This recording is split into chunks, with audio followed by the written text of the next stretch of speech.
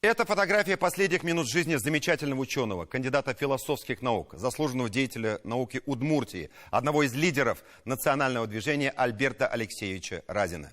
10 сентября он вышел к стенам парламента Удмуртии на одиночный пикет с плакатами.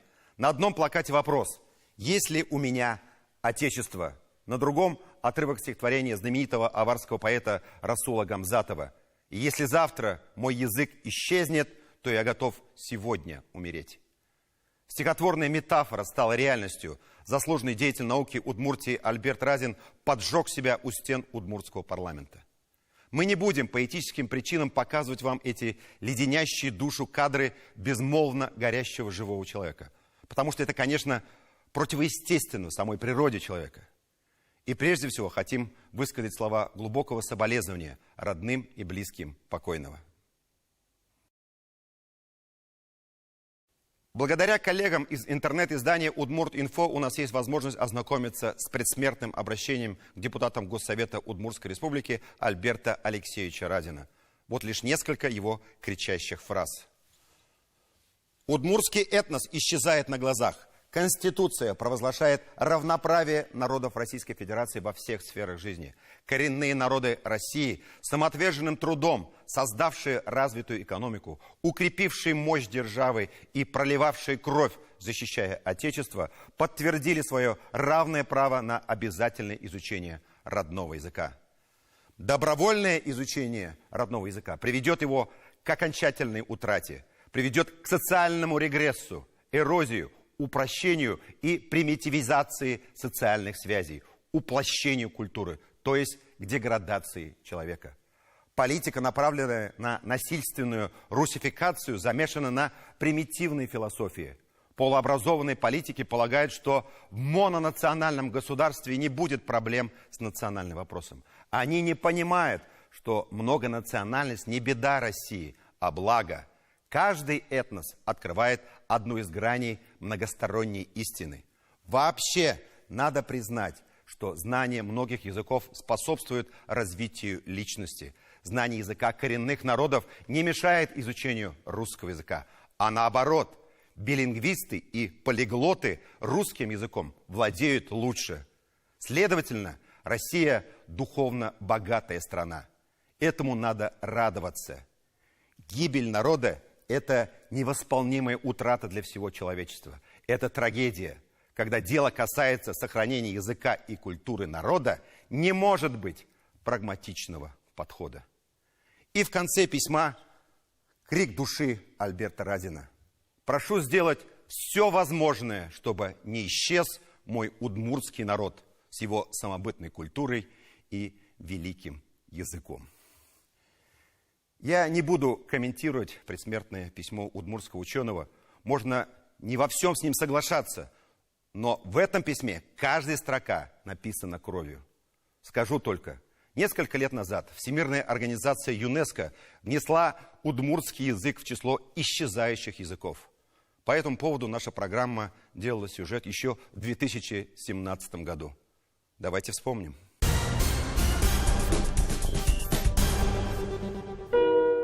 Если бы вас привезли в Ижевск с закрытыми глазами и, не сообщив вам, где вы сейчас находитесь, сняли повязку на центральных улицах города, вы бы ни за что не догадались и через несколько часов, что перед вами столица национальной республики. Еще бы. Ведь это общество, кажется, явно полагает, что компетентно выражать свои мысли оно способно лишь на русском языке. Что, кстати, в действительности вполне соответствует. За день нашего пребывания в Ижевске мы не встретили на улицах ни одного упоминания о том, что на свете существует и удмуртский язык. Ни в названиях магазинов, ни в названиях улиц даже, вообще нигде. Надпись на экзотическом удмуртском встретилась нам лишь однажды. Это надпись на кабинете заместителя министра национальной политики. В Удмуртии есть и такое министерство. И система национального образования вроде бы тоже в кругу их интересов. У нас нет обязательного изучения удмуртского языка во всех школах. Но услуга такая предоставляется, как я уже сказал, 316 школ. Из скольки? Здесь вот сложно сказать. Боюсь, что Мы все же не в Министерстве образования, и замминистра национальной политики мог и подзабыть точное число школ в республике. Их 613. 613 школ. В 316 из них изучают удмуртский, как мы только что слышали. Но вы видите сейчас другую цифру. Она поменьше. На самом деле таких школ 214. В этих школах есть предмет удмуртский язык. Хотя бы 2-3 часа в неделю. В остальных 100 школах просто кружки, кстати, едва ли не подпольные. То есть удмуртский язык есть лишь в каждой 3-й школе Удмуртии. Видимо, такова национальная политика. Изучение языка во всех школах – это ведь не является самоцелью и не является панацеей в деле сохранения языка. Это нужно четко понимать.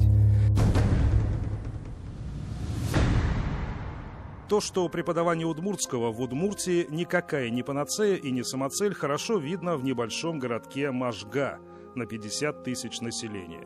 Здесь каждая 8-я школа имеет такой предмет. А проще говоря, из 8 существующих школ удмуртский можно услышать только вот в этой. Мы, кстати, и услышали его тут впервые.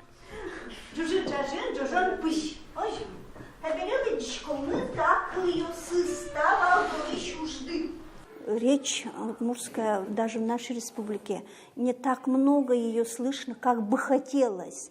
Может, и доживем до такого момента, когда удмуртский язык будет востребованным.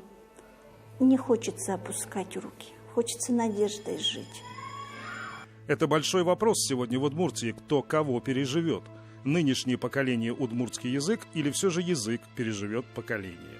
Родители, может быть, не желают? Да, желают, увы, не все. Но спрос всегда есть. Вы удмуртский язык изучаете в школе? Нет. Нет? Не изучаете ведь удмуртский язык? Нет, не ты знаешь изучаю. по-удмуртски, как будет «здравствуйте»? Не знаешь? Чуть бурей, знаешь. А как дела? Да, многие родители хотели бы. Вот разговариваю с родителями, да, многие желают, чтобы их дети изучали удмуртский язык. Ну, это же надо нам для того, чтобы мы знали свою историю, не только вот, чтобы они умели разговаривать, но чтобы они знали и историю, и традиции, и обычаи своего народа. Есть такие родители активные, инициативные, которые хотели бы продолжить обучение, но нет у нас пока такой возможности. Необходимо возродить, иначе он просто вымрет. Даже если сегодня же власти Удмуртской республики решат, что между умиранием языка и его отсутствием в школьных программах есть некая связь и необходима срочная реанимация всей системы национального образования, то никакой уже разряд не способен будет разом эту систему запустить. В городе Можга в одном классе местного педагогического колледжа сидят вот эти несколько девушек. Это все, что достанется всем удмуртским школам в ближайшие годы. Это будущие учителя удмуртского языка для начальных классов. Редкий вид. Он встречается только в этом городе. И все реже. Учителей удмуртского языка не готовят сейчас никто. Никто не готовит, да. Только вы? Только мы. И вот по всей республике. А что, этого количества учителей хватает на всю республику? А думаете, много сейчас в республике осталось, где школы, начальные классы, где изучают удмуртский язык? Их же мало осталось. Понимание людей, что надо свой родной язык знать, изучать, как-то вот исчезло. В системе высшего национального образования все та же чехарда. Для Удмуртского университета язык тоже не панацея и тоже не самоцель. В 90-е годы даже только на базе нашего института готовилось примерно 100 студентов. Сегодня наш набор – это предел 25-30 человек.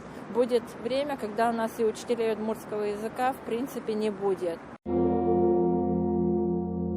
Удмуртский язык в Удмуртии как был, так и останется, теперь уж, наверное, навеки вечное, добровольным языком для изучения. Очень серьезная угроза. Ну, статистика ведь показывает сейчас, даже перепись провести, если там будет указана национальность, думаете, сколько человек укажет свою национальность, как удмурта? Ну, сейчас 28, сколько? Да, а будет меньше. Вот будет перепись в 2018 году, как говорят, да? Вообще удивляюсь, к чему мы придем.